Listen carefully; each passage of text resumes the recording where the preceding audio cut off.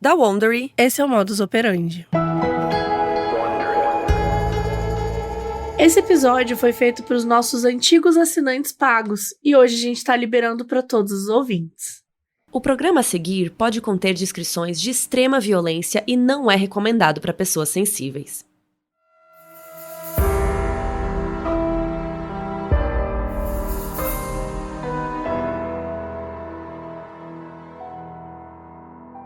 Nos anos 80, uma série de desaparecimentos e assassinatos estavam rolando em vários cantos nos Estados Unidos. Por ser algo muito espalhado, não parecia que tinha conexão. Até que um homem foi preso suspeito de sequestro. E ele confessou mais de 50 assassinatos. Isso faria dele um dos maiores serial killers dos Estados Unidos, se essa história fosse verdade. Eu sou a Mabê. Eu sou a Carol Moreira. E essa é a história do Larry Hall.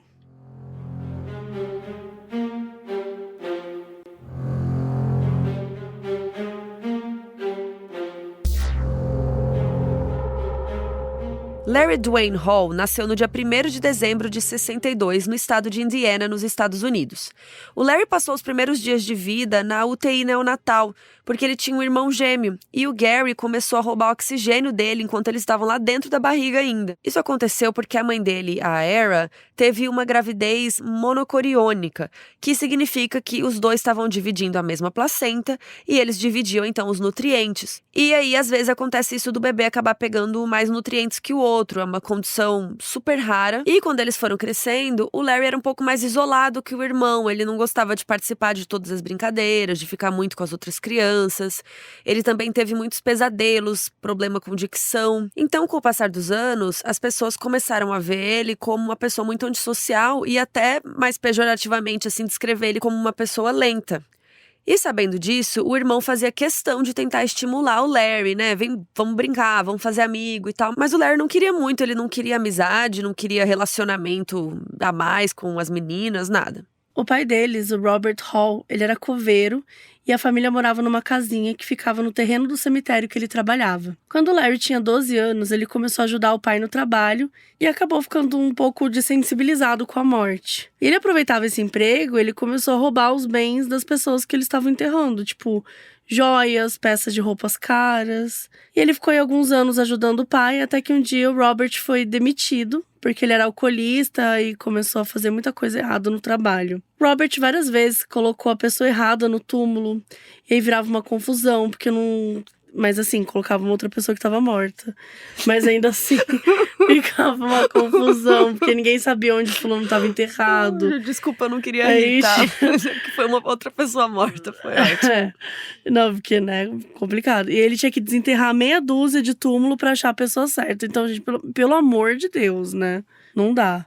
E depois de umas vezes que isso aconteceu, ele foi demitido, então a família não tinha mais onde morar, porque eles moravam no terreno do cemitério. E aí, com isso, eles se mudaram para um apartamento de 1 quarto, em que os 4 moravam bem apertados. Para ter uma vida um pouco melhor, o Larry e o irmão começaram a roubar algumas coisinhas aí também, e acabaram sendo presos por quebrar a vitrine de uma loja quando eles tinham 15 anos. Quando eles saíram da prisão juvenil, o Gary focou em não deixar isso acontecer de novo, mas o Larry foi aumentando os tipos de crime que ele cometia. Ele foi suspeito de assaltos, incêndios criminosos e outros crimes aí ao longo de toda a adolescência. Até que depois do colégio, o Larry decidiu arrumar um emprego de zelador. E nessa mesma época ele começou um novo hobby. Ele participava de recriações da Guerra Civil dos Estados Unidos em várias partes do país. E isso é uma coisa muito específica que eu vi em um filme uma vez. E daí que eu comecei a entender o que era isso, assim. Porque basicamente as pessoas vão para um campo aberto, colocam várias roupas do exército lá, no caso dele, do exército de 1860, ficam ali com armas de mentira e eles fingem que estão no meio da guerra. Basicamente é tipo brincar, com uma brincadeira teatro, de criança. Mas... um RPG ao vivo, com presencial. E, enfim, tem vários filmes que tem isso, é uma coisa bem diferente, mas, enfim, é basicamente brincar de guerra. E o irmão dele achou isso tudo meio estranho, porque o Larry nunca gostou muito de história, mas sei lá, né, pelo menos ele tava saindo de casa, fazendo uns amigos ali, o irmão falou, bom, melhor assim. Quando o Larry tinha 20 anos, ele supostamente cometeu o primeiro assassinato dele. E é bom falar, gente, por que supostamente, né? Porque esses assassinatos que a gente vai falar agora, eles nunca foram confirmados como sendo do Larry, porque a polícia nunca encontrou provas concretas ligando ele aos crimes. E aí, levando isso em consideração, no dia 29 de junho de 82, uma jovem de 19 anos chamada Naomi Kidder desapareceu no estado de Wyoming. No dia 28, a Naomi viajou com vários amigos para procurar emprego numa nova cidade. Ela deixou a filha pequena com os pais e seguiu viagem com os amigos. Só que no dia seguinte, ela decidiu que ela não ia conseguir ficar longe da filha. Então, ela quis pegar uma carona de volta para casa. Mas ela nunca mais foi vista. A família reportou ela como desaparecida no dia 1º de julho, mas a polícia não levou a sério. Eles acharam que, como ela era uma mãe jovem, ela tinha largado a filha com os pais e, vou ser rebelde, vou vazar e tal. 2 meses depois, no dia 9 de setembro, o cadáver de uma mulher não identificada foi encontrado parcialmente enterrado perto da cidade onde a Naomi morava. E ele estava já num estado bem avançado de decomposição. E era impossível usar as impressões digitais para descobrir quem era, ou até tentar descobrir o que tinha acontecido com aquela vítima, né? Mas, levando em consideração que ela estava sem roupa quando foi encontrada, foi especulado que ela tinha sofrido violência sexual.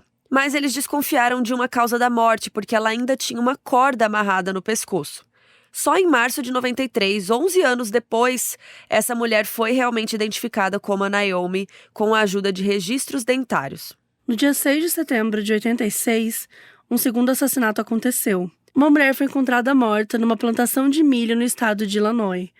Ela estava nua, tinha sido violentada sexualmente, tinha várias marcas de corte pelo corpo e também tinha sido estrangulada. Sem saber a identidade dela, ela foi enterrada num cemitério de Illinois e a lápide dela estava escrito Jane Doe, conhecida apenas por Deus. Jane Doe, a gente já comentou aqui no episódio, né, que é o nome que eles dão lá nos Estados Unidos quando não sabem o nome verdadeiro das pessoas. Demorou 26 anos, mas essa mulher foi reconhecida, gente. Eulália Chaves, de 26 anos.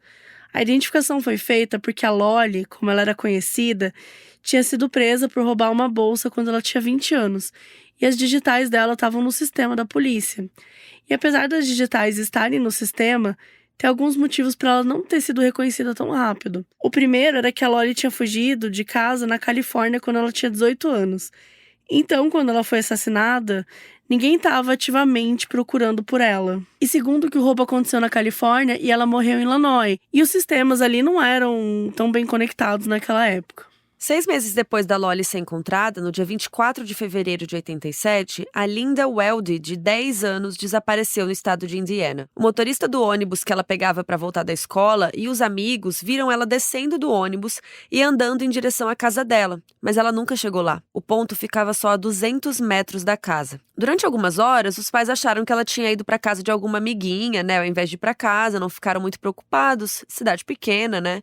Só que o tempo foi passando e nada da Linda. Então os pais foram para a polícia. E durante 3 semanas eles ficaram com esperanças, torcendo para ela voltar para casa. Mas, infelizmente, no dia 17 de março, ela foi encontrada num trilho de trem abandonado, a 15 quilômetros de distância da casa dela. E a causa da morte tinha sido estrangulamento.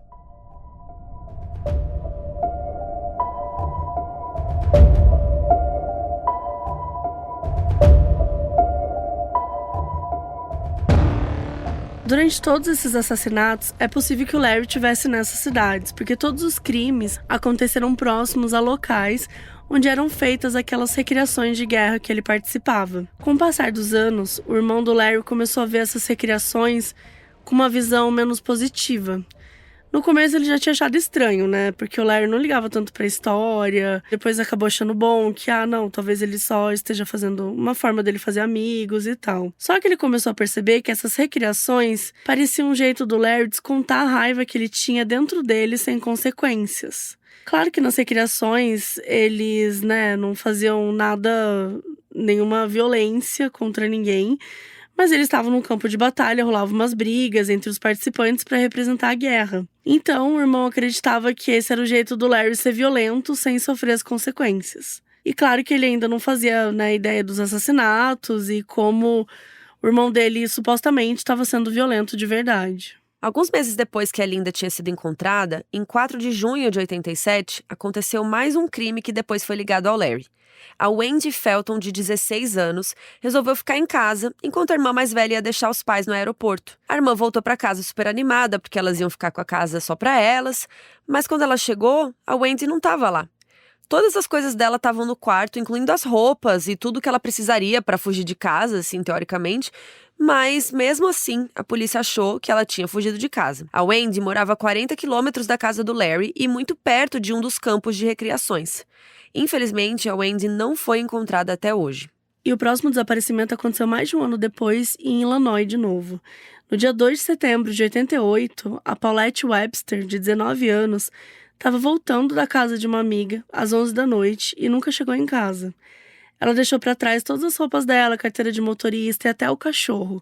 E mais uma vez, gente, a polícia achou que era uma jovem que tinha fugido. De acordo com Larry, ele encontrou a Paulette no meio do caminho, aproveitou que a rua estava abandonada e fez ela entrar no carro dele. Então, ele teria levado ela para um lugar isolado e abusado sexualmente dela por várias horas.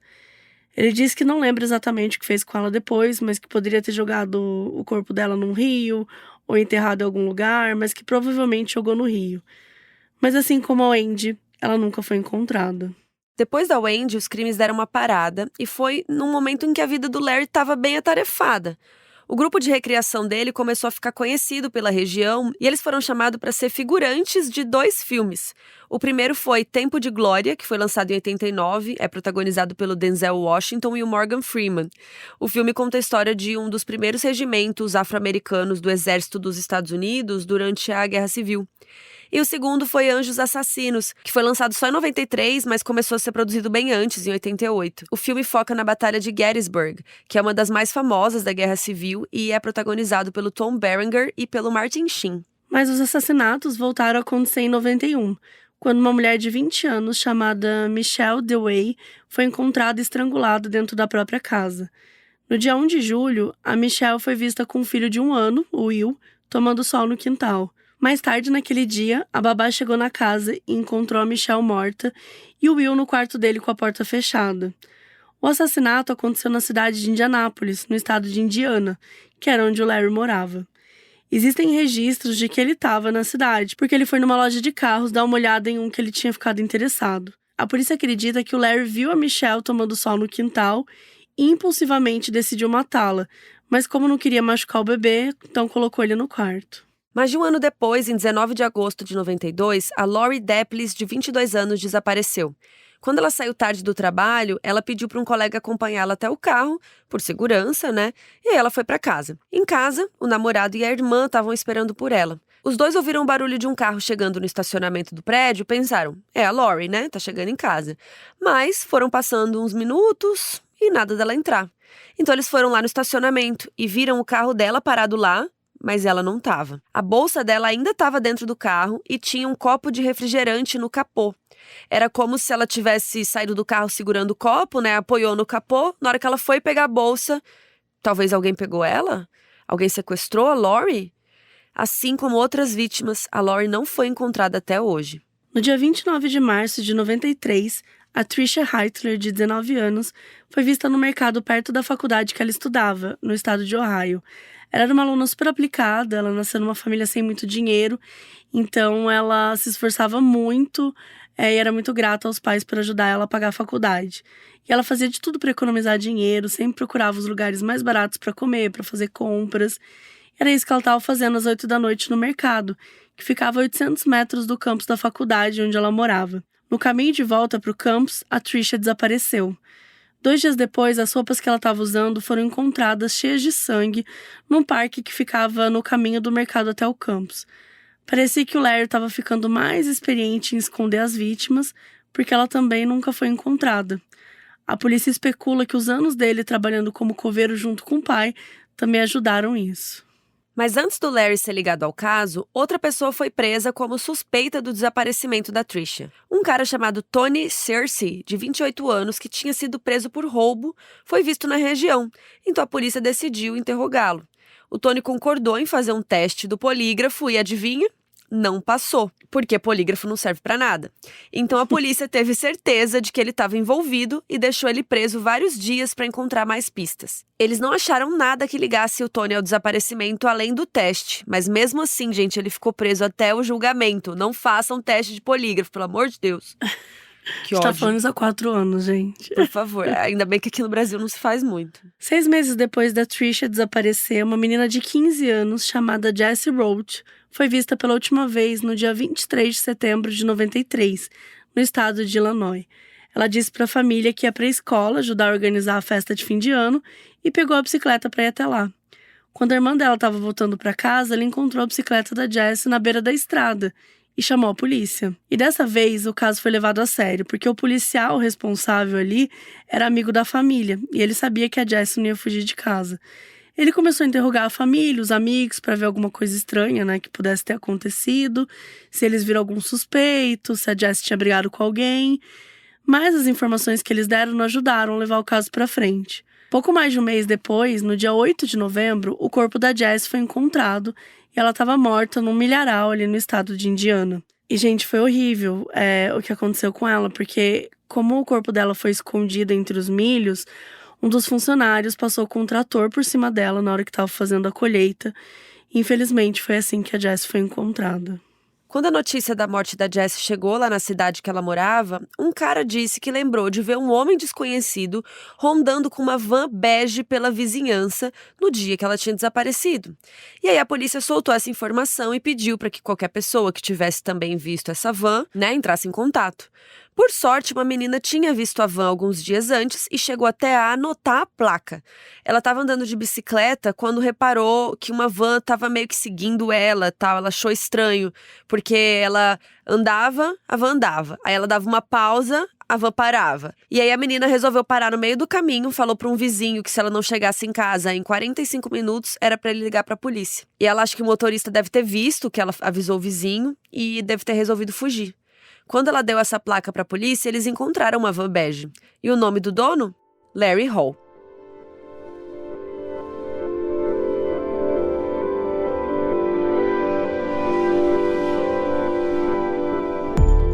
Quando a polícia chamou ali o Larry para conversar, ele não tinha sido ligado a nenhum assassinato ainda. Eles só acharam que ele, estaria seguindo meninas daquela região, mas aparentemente sem fazer nada. Outras meninas reportaram que tinham sido seguidas pelo Larry, mas que ele nunca tentou falar com elas, que ele ficava de longe observando. Elas ficavam com medo, dele fazer alguma coisa, mas até então parecia que era só um stalker. E só entre muitas aspas, gente, porque isso já é bem assustador e criminoso por si só. Mas quando a polícia foi olhar a van, eles encontraram algumas coisas estranhas. Tinham várias lonas de plástico, daquelas que o povo coloca no chão, pra pintar a parede e não sujar o chão e tal. Tinham facas, tinham cordas dentro da van. Além disso, eles encontraram notícias de jornal sobre o desaparecimento da Trisha e da Jessie, como se ele estivesse seguindo esses crimes. E um caderninho da universidade onde a Trisha estudava com o nome dela escrito na capa. Na van também tinha um diário com umas listas de tarefas um pouco estranhas. No dia 3 de abril de 93, quase uma semana depois que a Trisha tinha desaparecido, o Larry escreveu a seguinte lista: passar aspirador no carro, trocar o tapete manchado, limpar com químicos pesados, queimar lona, comprar nova serra e limpar ferramentas com álcool. O que assim, gente, completamente suspeito. Parece que ele tá tentando esconder alguma evidência, enfim. Quando perguntaram se ele tinha alguma coisa a ver com esse desaparecimento, o Larry disse que não, mas que ele tinha sonhado que tinha matado ela. Ele até se ofereceu para levar os policiais até o lugar onde ele tinha enterrado ela no sonho. Gente, sério. Mas eles não encontraram nada. E com isso a polícia pensou, bom, 2 opções aqui. Ou esse cara tá aqui tentando ganhar a fama por um crime que ele não cometeu, ou ele tem alguma questão psicológica, enfim. E lembrando, que o Tony Searcy estava preso como o assassino da Trisha enquanto isso, Então eles falaram, bom, o Larry não tem nada a ver com a história, falou, olha, para de encher o saco da gente, para de seguir crianças, enfim, e fica na sua. Só que, mano, dá muita raiva, Tipo, ele tá seguindo um monte de menina já é errado. Que são menores de idade. E aí, tipo, solta ele e fala, para de seguir crianças. E você não coloca ninguém pra vigiar, sei lá. Bom, meses depois, o detetive responsável pelo caso da Jessie recebeu uma notificação de que outros departamentos de outros estados tinham reportado o Larry pela mesma coisa. Então ele chamou o Larry mais uma vez para ser interrogado. O Larry negou que ele tivesse feito qualquer coisa errada, mas voltou com a história do sonho. Ele disse que às vezes sonhava que estava matando mulheres, mas que ele achava que eram só sonhos mesmo. O policial mostrou uma foto da Jessie pro Larry e perguntou se ela era uma dessas meninas com que ele tinha sonhado, e a reação do Larry foi instantânea. Ele colocou a mão nos olhos e começou a tremer. Bom, a reação não é uma prova concreta, então eles tiveram que deixar o Larry voltar para casa. Mas a atitude dele foi suspeita o suficiente para fazer o policial decidir chamar o FBI para investigar o caso. Como o Larry era de Indiana e eles estavam em Illinois, se o Larry fosse mesmo culpado pela morte da Jessie, isso seria um crime federal e não estadual. Quando o Larry foi chamado até a delegacia de novo, ele estava super tranquilo. Mesmo com o policial explicando que agentes do FBI iam interrogá-lo, ele não pediu advogado, que vocês sabem que está completamente errado, gente, mesmo que você for inocente. Chama um advogado. E, enfim, ele nem contou pra família dele o que estava acontecendo. Mas, com o passar da conversa, o agente começou a perguntar pro Larry sobre esses sonhos dele. E aí, dessa vez, o Larry disse que eram pesadelos e que era uma coisa que ele tinha desde criança. Só que agora que ele era adulto, ele começou a ter muito mais, e os crimes pareciam cada vez mais reais, o que atrapalhava ele a dormir. E aí ele perguntou se ele tinha tido um pesadelo no dia que a Jessie desapareceu e mostrou uma foto dela de novo. E aí, gente, o Larry começou a chorar. E aí, depois de uns minutos de silêncio, o Larry começou a contar o que tinha acontecido. Depois de mais de um evento ali da Guerra Civil em Illinois, ele foi dar uma volta com a van e acabou na região onde a Jessie morava. Ele encontrou ela por coincidência andando de bicicleta e decidiu atacá-la, porque ela estava ali sozinha andando na rua. O Larry colocou ela na van e deixou a bicicleta na beira da estrada. E ele começou a dirigir em direção a Indiana, até que ele parou numa área de floresta isolada para abusar sexualmente dela. E depois ele estrangulou ela, mas ele virou ela de costas porque ele não queria ver o rosto dela enquanto ela morria. Ele disse que fez isso porque ele não tinha controle sobre as ações dele, que às vezes ele sentia essas vontades e que era obrigado a agir. Ele também comentou da Trisha e fez menções a outras mulheres, mas disse que não lembrava o nome delas. A polícia fez ele assinar uma confissão e o Larry foi preso pelo assassinato da Jessie em dezembro de 94, mais de um ano depois do crime. A polícia conversou com a imprensa e disse que eles tinham prendido o Larry pelo assassinato da Jessie, mas que ainda suspeitavam que ele seria responsável aí por pelo menos uns 4 outros crimes. E isso foi um fuzuê, né? Porque agora eles estavam falando de um serial killer. Quando a família do Larry ficou sabendo, o irmão disse que era melhor eles arrumarem um advogado, porque o Larry estava com problemas seríssimos. Naquele momento, o irmão não achava que o Larry era culpado, mas que a polícia tinha abusado do fato das condições dele, que ele era mais antissocial, que tinham obrigado ele a confessar, enfim. E os pais também saíram em defesa do Larry. A mãe dele disse que ele sempre tratou mulheres com muito respeito e que ele teve várias namoradas ao longo da vida e que eles podiam provar isso. Ela não deu o nome de nenhuma delas para a polícia perguntar, mas ninguém tinha visto o Larry com nenhuma namorada, então provavelmente isso era fake. E o pai dele deu uma resposta, bom, julguem aí. Eu não criei ele para ser um assassino, então não tem como ele ter matado essas mulheres. Bom, quando o advogado chegou, o Larry retirou tudo que ele tinha falado antes e disse que foi tudo um sonho, que ele não tinha matado ninguém. Mas enquanto ele estava preso, a polícia tinha revistado a casa dele e tinha achado mais diários com coisas suspeitas. Em uma página ele escreveu: "Não consigo ver os rostos delas, só ouvi os gritos." O que batia com a história dele ter falado que ele tinha virado uma das vítimas de costas para não ver ela morrendo. Tinha também uma lista de compras para a van que incluía lona que cobrisse toda a parte de trás, facas, camisinhas, máscaras e cintos. Sinais de abuso foram encontrados nas vítimas, mas nunca sêmen, o que poderia explicar a camisinha ali.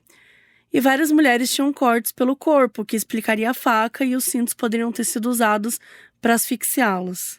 Com as provas e as confissões, o Larry foi oficialmente acusado de sequestro com o propósito de abuso sexual. Ele não foi acusado pelo assassinato porque quando a Jessie foi encontrada, a decomposição já estava muito avançada e tinha o fator, que foi horrível do trator ter passado por ela. Então, eles não tinham como encontrar provas mais concretas ou descobrir a causa da morte, enfim. Então, o que eles poderiam provar, mais era o sequestro. Então, quando o julgamento começou, a primeira coisa que o advogado do Larry tentou fazer foi anular a confissão que ele tinha assinado.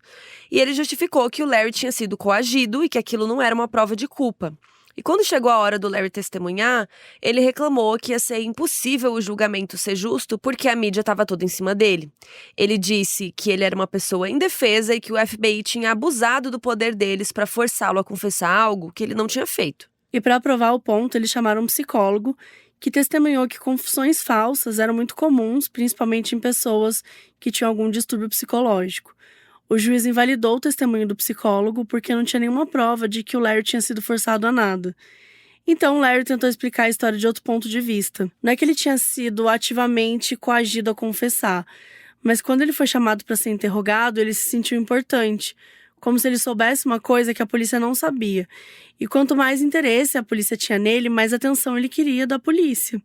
Então, quando pediram para ele assinar a confissão, ele assinou, porque ele queria continuar relevante para o caso. Mas ele não sabia que ia ser preso, por isso. Ele achou que quando ninguém achasse provas, ele seria solto. Foi o que ele disse. Uma das provas de inocência que o advogado mostrou foi um recibo que estava no nome do Larry, que mostrava que na hora que a Jessie estava sendo sequestrada, ele estava num mecânico perto da casa dele em Indiana. Então, não tinha como ele estar em Illinois para sequestrar a Jessie. Só que a promotoria foi investigar o recibo e eles descobriram que o mecânico era amigo do pai do Larry. Então, ele tinha feito aquele recibo como um favor. E, gente, vocês estão sentados? Eles descobriram que a família tinha pedido para várias lojas da cidade fazerem algum recibo falso e só o mecânico tinha aceitado. Meu Deus. Imagina se a família tivesse dinheiro. Quando chegou a hora da promotoria apresentar o caso, eles chamaram 11 testemunhas que tinham sido seguidas pelo Larry na mesma região em que a Jessie morava. O advogado do Larry argumentou que as testemunhas só provavam que o Larry não tinha feito nada com a Jessie, porque naquele caso das meninas ele só observava e não fazia nada com elas. Ele disse que não podia negar que o comportamento do Larry era estranho, na verdade, a gente sabe que é stalker, né? Uhum. E apesar dele ter problemas psicológicos bem sérios e tal, ele ficou afirmando que o Larry não era violento. Depois de 8 dias de tribunal, os jurados não acreditaram que o Larry tivesse sido coagido a confessar.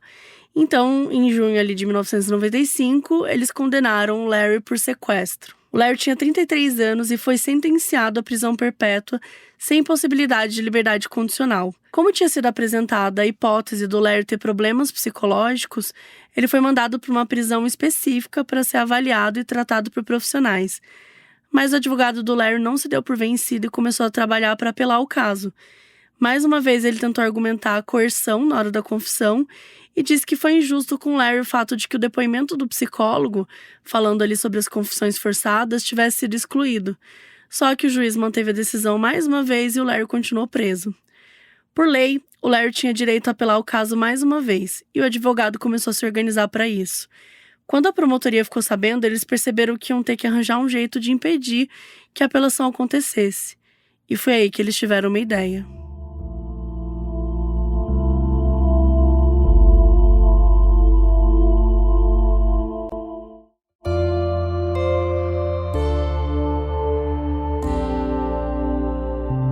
O FBI suspeitava que o Larry estava envolvido em mais de 20 assassinatos de mulheres em vários estados do país, e eles precisavam de uma ajuda para impedir que ele fosse solto. Talvez, se alguém se infiltrasse na prisão e conversasse com o Larry, fizesse amizade com ele, talvez o Larry contasse onde ele tinha escondido as vítimas, e aí alguma prova importante poderia surgir impedindo ele de apelar o caso. E foi aí que eles escolheram uma pessoa para fazer isso. Ele se chamava Jimmy Keene. O Jimmy era um cara que começou a vender maconha na época da escola ali no ensino médio e ele foi ficando cada vez mais envolvido com isso. Inclusive, ele foi ficando tão envolvido que quando ele recebeu propostas de bolsas de estudo, de bolsas de esporte para ir para faculdades e tal, ele decidiu aceitar a proposta que ficava lá em Illinois mesmo, onde ele já estava estabelecido, para continuar com as vendas, porque ele ganhava muito dinheiro. Gente, dinheiro assim, real. Ele ia para as melhores festas, comprava carro caro, tinha várias casas, assim, ele foi ficando muito rico mesmo. Mas foi chegando um momento que ele resolveu querer parar de vender as drogas e começar a fazer um negócio legalizado. O problema é que nenhum dos projetos dele dava certo, tanto quanto as drogas, e ele tava com uma vida de luxo, Ele não queria deixar isso pra trás. Mas tudo isso foi por água abaixo em 96, quando Jimmy foi preso por tráfico de drogas e sentenciado a 10 anos de prisão, ali em julho de 97. E com anos de prisão pela frente, o Jimmy achou que a vida dele tinha acabado. Mas uma oportunidade bateu na cela dele 7 meses depois. Até então, ele tinha negado qualquer acordo que obrigasse ele a dedurar alguém, mas dessa vez era diferente.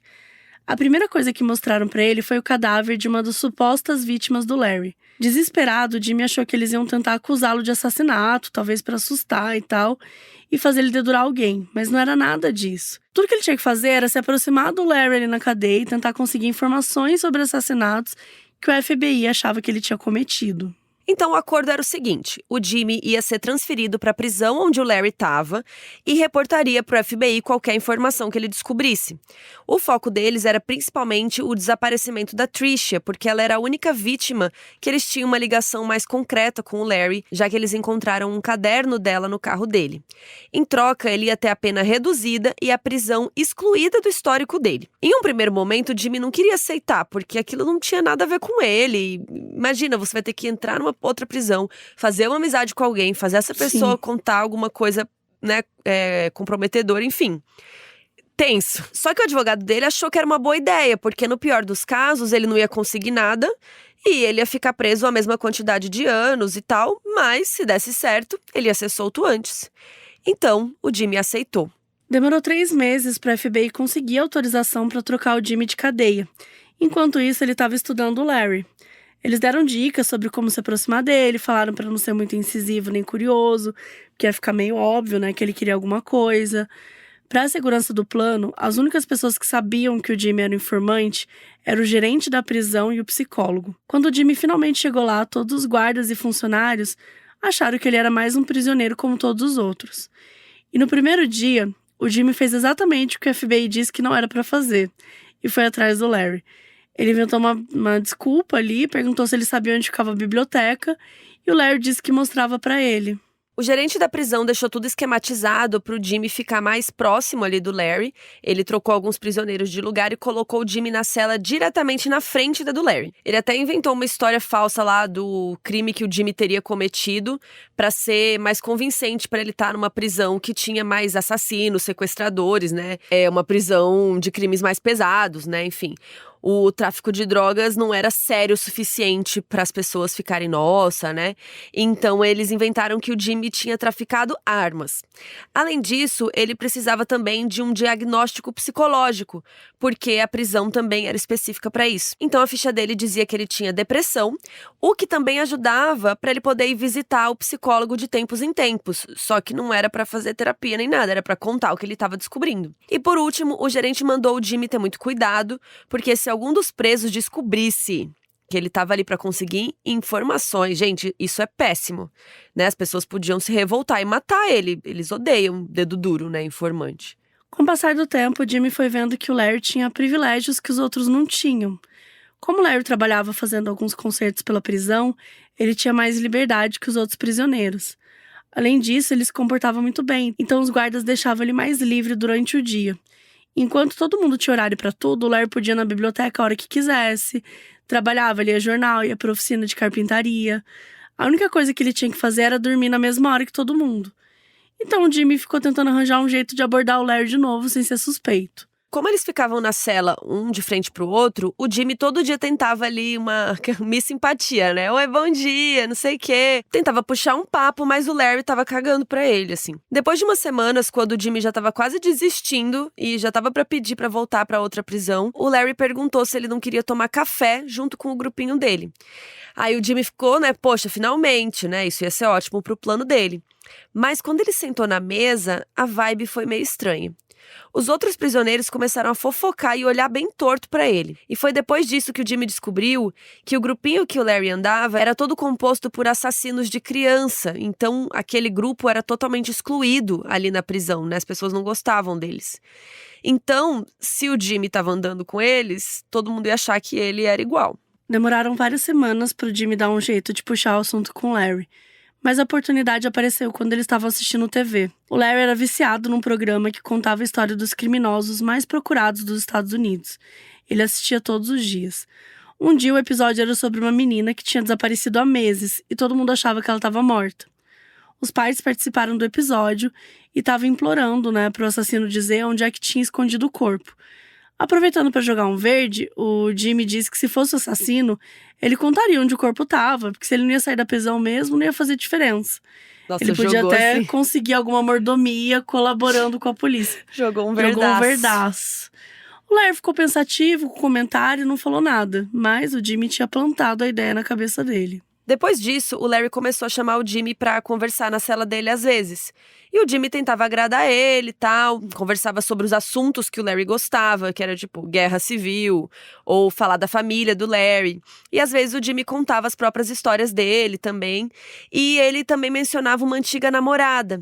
E quando ele mencionava ela, o Larry ficava meio sem graça, ele falava que não entendia nada de mulheres. Então o Jimmy resolveu tentar uma abordagem diferente. Ele falou, cara, vou começar a falar mal das namoradas pra ver o que o Larry vai dizer. E aí ele começou a falar que todas as mulheres eram interesseiras, que usavam o homem por dinheiro, que não tratavam ninguém direito, sei lá.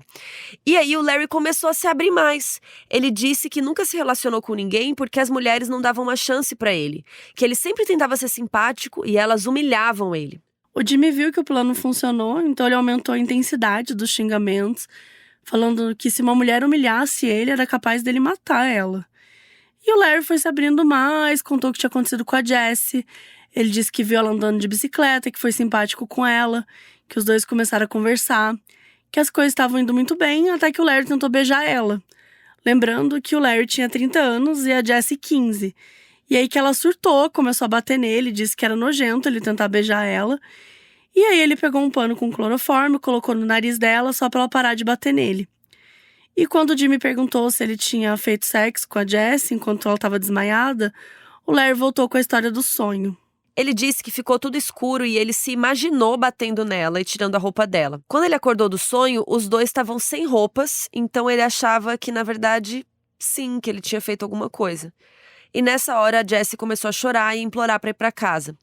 O Larry dirigiu para um lugar isolado e mandou a Jessie vestir a roupa e sair da van. Ele fez ela sentar encostada numa árvore, pegou um cinto e começou a enforcá-la por trás, porque ele não queria ver o rosto dela. Quando ela morreu, o Larry escondeu ela no milharal. E o Jimmy ficou enojado do Larry estar ali, né, confessando aquilo como se fosse qualquer coisa, né, falando de compras. Mas o Jimmy tinha que fingir que concordava, né, então ele foi seguindo com o assunto. Ele disse que tinha ouvido falar que o Larry também estava envolvido no desaparecimento de uma tal de Trisha e perguntou se era verdade. E o Larry disse que era verdade, que ele tinha conhecido a Trisha no mercado e que ela tinha sido muito legal com ele. Segundo ele, a Trisha tinha entrado na van dele por conta própria, mas o Larry também admitiu que estava segurando uma faca. Então, não é bem por conta própria. Então, aconteceu a mesma coisa que tinha rolado com a Jessie. Quando o Larry tentou beijar, a Trisha surtou e começou a bater nele. E aí tudo ficou escuro e ele sonhou que tinha agredido, abusado sexualmente e estrangulado ela. Mas que tinha sido só pra ela parar de gritar, que foi sem querer. E quando ele acordou, os dois estavam sem roupa e a Trisha estava morta. Então ele dirigiu para uma área muito isolada e enterrou ela num campo. O Jimmy não quis insistir mais naquele dia para não ficar suspeito. Então ele deixou um tempo passar até voltar no assunto. Um dia ele chegou na cela do Larry e viu ele fazendo uns passarinhos de madeira. E tinha um mapa em cima da mesa dele. O Larry disse que ia mandar os passarinhos por mão dele, porque eles protegiam as pessoas dos mortos. Quando o Jimmy olhou o mapa com mais atenção, ele viu que era um mapa dos Estados Unidos e que tinha vários pontinhos vermelhos marcados. Alguns estavam em Illinois, outros em Indiana e vários em outros estados. Isso fez o Jimmy achar que poderia ser uns lugares onde o Larry tinha enterrado as vítimas. O Jimmy saiu correndo para deixar uma mensagem para a FBI contando o que ele tinha visto e disse que o mapa era a prova que eles precisavam. Por algum motivo impulsivo, o Jimmy resolveu falar pro Larry o que ele realmente achava dos assassinatos, agora que, né, ele achava que estava indo embora da prisão. Quando ele disse que achava o Larry nojento por ter matado aquelas mulheres e que não sabia como ele conseguia viver com a consciência tranquila, o Larry acusou ele de trabalhar para a FBI. O Jimmy negou, mas, né, gente, ficou na cara. E ainda assim, o Jimmy achou que estava tudo bem. E ele foi dormir tranquilo, achando que o FBI ia chegar lá no dia seguinte, pegar o mapa e ia ficar tudo bem. Só que ele esqueceu que o Larry tinha mais liberdade do que qualquer pessoa ali na prisão. E antes do Jimmy acordar, o Larry já tinha saído da cela. Quando o Jimmy passou lá de manhã, o mapa tinha sumido. Além disso, parecia que o FBI não tinha recebido a mensagem dele, porque ninguém apareceu. O Jimmy já estava desesperado, porque ele não tinha mais a prova que o FBI precisava e as coisas tinham piorado, né? No meio do dia, vários guardas apareceram na cela dele, dizendo que ele tinha violado alguma regra da prisão e que ele ia ser levado para solitária. E como o Larry era bem visto pelos guardas, o Jimmy achou que ele tinha inventado alguma história para ferrar com ele. O Jimmy tentou explicar que ele era informante do FBI, que aquilo era um erro, mas ninguém além do psicólogo e o gerente da prisão sabiam disso, então era inútil. Os guardas falaram que ele ia ficar preso por uns dias, mas os dias viraram semanas e o Jimmy ficou sem ter como avisar para o FBI que isso estava acontecendo. Até que finalmente o psicólogo foi visitar ele, porque avisaram que o Jimmy estava na solitária e ele ficou muito confuso. A primeira coisa que ele fez foi dar um esporro no Jimmy, porque ele estava gritando para todo mundo soltar ele, porque ele trabalhava para o FBI e não era para ninguém saber. A sorte é que ninguém estava levando a sério. Só que o Jimmy estava revoltado de estar preso esse tempo todo e ele ameaçou o psicólogo, dizendo que se ele não desse um jeito de falar com o FBI, que ele ia contar para todo mundo que o psicólogo era informante do FBI também. E foi assim que ele conseguiu ser solto da solitária. No mesmo dia, o agente do FBI, que era o contato do Jimmy, ligou para ele na prisão e pediu milhões de desculpas. Aparentemente, a pessoa que recebeu a mensagem não entendeu o que ele estava falando sobre o mapa e não achou que era uma prova relevante, então não passou o recado para frente, para os superiores. Então ficou decidido que o Jimmy ia voltar para a prisão que ele estava antes, porque agora acabou tudo, né? Acabou o disfarce, enfim. Só que o juiz responsável pelo caso do Jimmy estava de férias, então ele ia ter que continuar preso até o cara voltar para poder analisar o pedido de liberdade que o FBI tinha prometido. O que cá entre nós eu acho um absurdo, né? A gente não fica alguém no lugar dele, o cara analisa. Pelo amor de Deus, né? Esquisitíssimo. E ainda tinha um agravante, né? Porque o Jimmy não conseguiu a prova, mas o FBI se sentiu muito mal, porque ele ficou semanas na solitária, que a gente sabe que é horrível, né? Então eles resolveram honrar o acordo que eles tinham feito e tal. E depois de alguns dias de volta para sua primeira prisão lá, o Jimmy foi levado para o escritório do FBI para contar tudo que ele tinha descoberto sobre o Larry. Então ele respondeu todas as perguntas, ele passou por um teste de polígrafo e aí deu tudo ok, deu tudo certo. No dia 23 de fevereiro de 99, a liberdade do Jimmy foi aprovada. O agente do FBI disse que ele tinha feito um ótimo trabalho, tinha corrido um risco enorme aceitando ser informante ali dentro da prisão. Apesar deles não terem encontrado a Trisha, o juiz concordou que ele tinha cumprido o que prometeu. Com todas as coisas que o Larry tinha contado para ele na prisão, o testemunho do Jimmy ia fazer com que a apelação do caso fosse negada com certeza. E foi isso que aconteceu 7 dias depois. O juiz responsável pela apelação disse que o juiz original estava certo em não levar em consideração a justificativa de confissão forçada, principalmente porque o Larry confessou para o Jimmy na prisão num ambiente que ele não estava sendo forçado a nada. Então, a sentença de prisão perpétua do Larry foi reafirmada.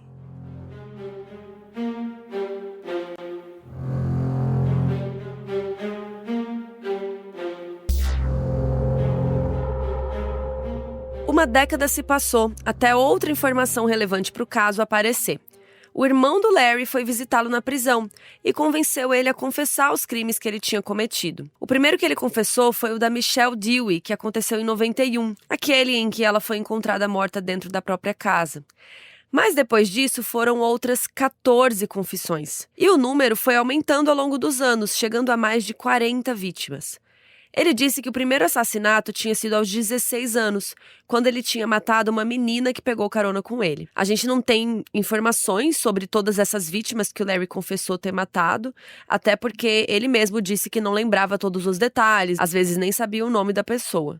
Mas ele deu uma lista de estados em que ele cometeu esses assassinatos, que incluía Califórnia, Colorado, Illinois, Missouri, Wyoming e Indiana, que era onde ele morava. O irmão ouviu todas as confissões, imagina como isso deve ter sido difícil. Sim. E ele disse que tinha certeza que o Larry estava falando a verdade, porque ele contava uns detalhes muito específicos, assim, para ser mentira. Se tudo que o Larry estiver confessando for verdade, isso faria dele um dos maiores serial killers dos Estados Unidos. Ele teria um número de vítimas muito maior do que de alguns serial killers mais famosos, como John Wayne Gacy, que matou 33 pessoas, Ted Bundy, que matou 20, Jeffrey Dahmer, que matou 16. E a gente tem episódios sobre todos esses aqui no podcast. A gente falou sobre o John Wayne Gacy no episódio 12, um serial killer dos anos 70, que torturou, estuprou e matou pelo menos 33 adolescentes e enterrou a maioria deles na própria casa. O Ted Bundy foi o nosso primeiro episódio aqui do podcast e a gente fala muito aqui sobre a glamorização que ele recebeu ao longo de todos esses anos, do sensacionalismo, né, de tudo mais. Apesar dele ter confessado 30 assassinatos e de ter sido condenado por 20, o discurso é que, né, sempre era sobre o como ele era bonito, como ele era carismático. Um cara desse não pode ter cometido um crime. Então a gente fala muito sobre isso nesse episódio. E por último, a gente tem 2 episódios sobre Jeffrey Dahmer, que ficou conhecido como canibal de Milwaukee. Ele foi condenado por estupro, necrofilia, canibalismo e assassinato nos anos 80.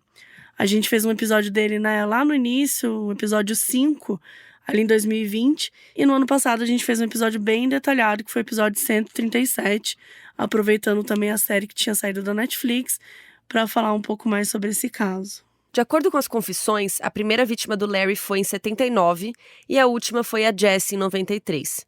Essas vítimas estavam espalhadas por vários estados, então não ficou óbvio para a polícia que elas estavam conectadas à mesma pessoa, ao Larry. Ele justificou essa mudança de estados com o fato que ele viajava muito para participar das recriações de guerra, que a gente falou.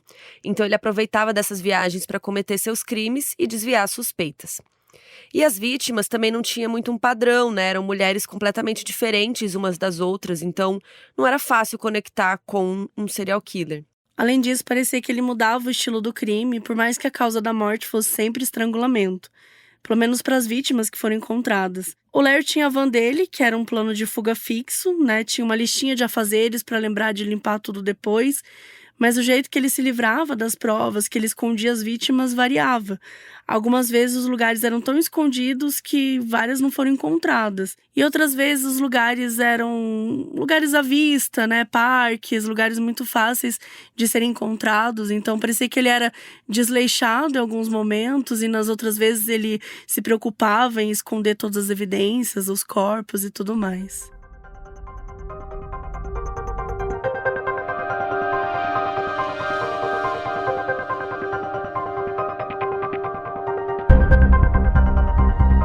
Em 2008, a Paramount comprou os direitos da história do Jimmy com a intenção de fazer um filme. Tava tudo programado para o Brad Pitt fazer o papel dele, mas desistiram e o projeto foi para a geladeira. Então, o Jimmy acabou escrevendo vários livros sobre a sua experiência na prisão com o Larry. O primeiro é de 2010 e se chama In with the Devil, a Fallen Hero, a Serial Killer and a Dangerous Bargain for Redemption. Tipo, lá dentro com o diabo, um herói caído, acho que ele tá falando dele mesmo, um serial killer, e uma negociação por redenção perigosa. Em 2022, ele lançou Blackbird, One Man's Freedom Hides in Another Man's Darkness, que é a liberdade de um homem esconde a escuridão de outro. Em 2023, ele lançou outro ainda, The Chicago Phoenix, Jimmy Keen's Untold Story. Mas eu não sei o que mais ele não contou, porque aqui ele fala assim, a história não contada. Ele já lançou 2 livros antes, mas beleza. E aí, chegamos na Apple TV, que comprou os direitos da história do Jimmy da Paramount e anunciou que ia lançar uma série de 6 episódios chamada Blackbird, que estreou em julho de 2022 e é muito boa. O Jimmy é inclusive um dos produtores executivos da série. O Taron Egerton faz o papel do Jimmy e o Paul Walter Hauser do Larry, e os dois receberam várias indicações de prêmios pelos papéis. No Globo de Ouro de 2023, a série recebeu 3 indicações, incluindo melhor minissérie, melhor ator de minissérie para o Taron e melhor ator coadjuvante de minissérie para o Paul, que ganhou o prêmio. Os dois também foram indicados ao Emmy nas mesmas categorias, mas a gente não sabe quem ganhou, porque a premiação só vai acontecer em janeiro de 2024 e a gente está gravando em novembro de 2023. Então, se você estiver ouvindo esse episódio aí no futuro, já pesquisa e descobre se eles ganharam ou não. Eu acho que o Paul vai ganhar. Inclusive, o Emmy tá atrasado, O Emmy geralmente é em setembro, por isso que a gente não tem essa resposta. Foi por causa da greve dos roteiristas e dos atores. Aliás, se você não me segue ainda, segue minhas redes sociais, Carol Moreira 3. Eu sempre falo das notícias do mundo do entretenimento aí. Enfim, até hoje o Larry não foi a julgamento pelos outros assassinatos que ele confessou e ele está servindo a pena dele apenas pelo sequestro da Jessie.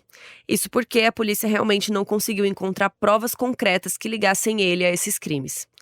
Durante anos, eles foram a todos os lugares que o Larry disse que tinha enterrado vítimas, mas, com o passar do tempo, eles não tinham mais como gastar tantos recursos indo atrás de uma coisa que eles não sabiam se era verdade. Além do fato que o Larry sempre tá confessando, daí ele fala que foi forçado, então não tem como muito acreditar no que ele fala. O Jimmy falou várias vezes ao longo dos anos que o maior arrependimento dele foi não ter esperado o FBI pegar o mapa antes de brigar com Larry na prisão. Segundo ele, se ele tivesse ficado quieto, talvez mais de 40 famílias descobrissem o que aconteceu com as suas filhas. Mas a gente não sabe, talvez tudo que o Larry confessou ao longo dos anos seja mentira, e seria mais um beco sem saída.